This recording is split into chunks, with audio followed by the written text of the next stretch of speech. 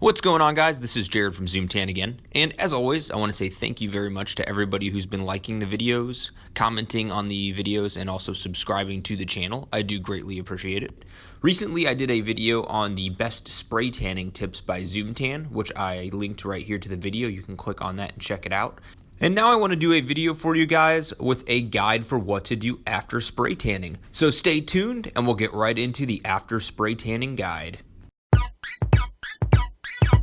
The first thing that I want to talk about is how long you should wait to take your first shower. Now, you do not want to get your skin wet for at least 6 hours after your spray tan. That means going swimming, taking a shower, getting wet from the rain, going and working out. Any of those things are going to make your spray tan run, especially in the first 6 hours. But something that's also really important to note is the solution will develop for up to 24 hours. So the longer that you leave it on your skin, the darker it's going to get, the better it's going to set in, the longer it's going to last, and the better results you will have.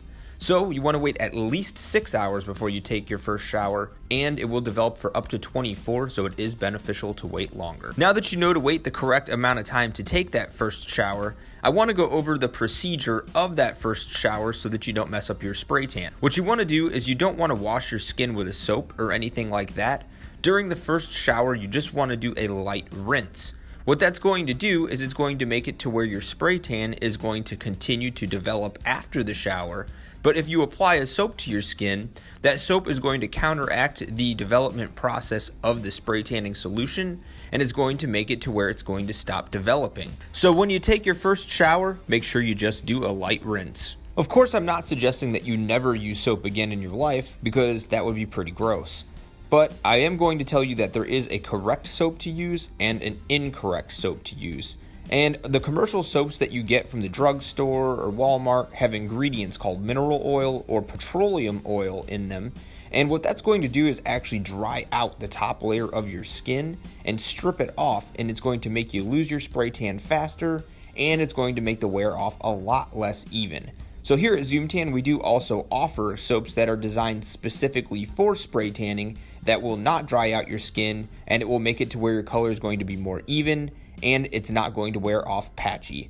So the soap that you use is also very important. Now that we've talked about using the right soap, I also want to talk about using the correct lotion. Now that you know that you shouldn't use soap with mineral oil, you should also not be using lotion with mineral oil or petroleum oil either, because those will also strip the top layer of your skin, and it will make your spray tan wear off patchy. And if you're somebody who is a spray tanner and you're not super happy with the way your results are turning out, I would suggest trying different soaps and moisturizers that don't have those ingredients and see if that doesn't help your problems. But like I said, you want to make sure that you're using the right lotion, and here at Zoom10 we do have tan extending lotions that don't have those ingredients and will actually help you hold your color longer, and it will make it to where your spray tan will stay more even. So like I said, make sure, just like you're using the right soap, that you're also using the right tan extending lotion after you shower. This next thing that I want to go over is one of the biggest mistakes that I see regular spray tanners make.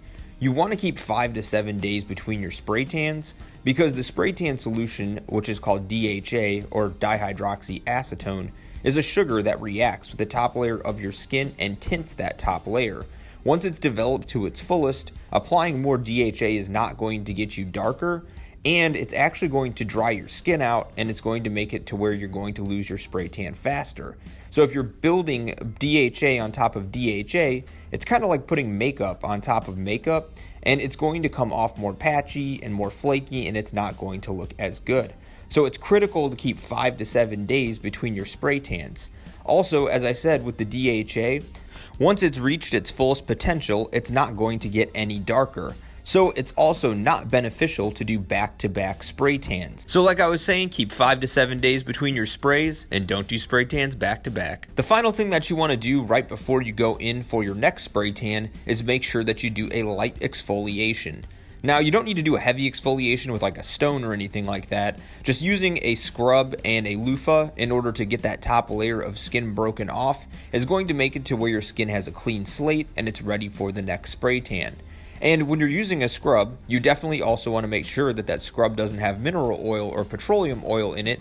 And of course, we have scrubs here at Zoom Tan that do not have those as well. So guys, that's my after spray tanning guide. Thank you so much for watching as always. And if you like this video, do please hit the like button, and also do subscribe to the channel if you loved it. And let me know down in the comment section below, what are your best tips for between spray tans?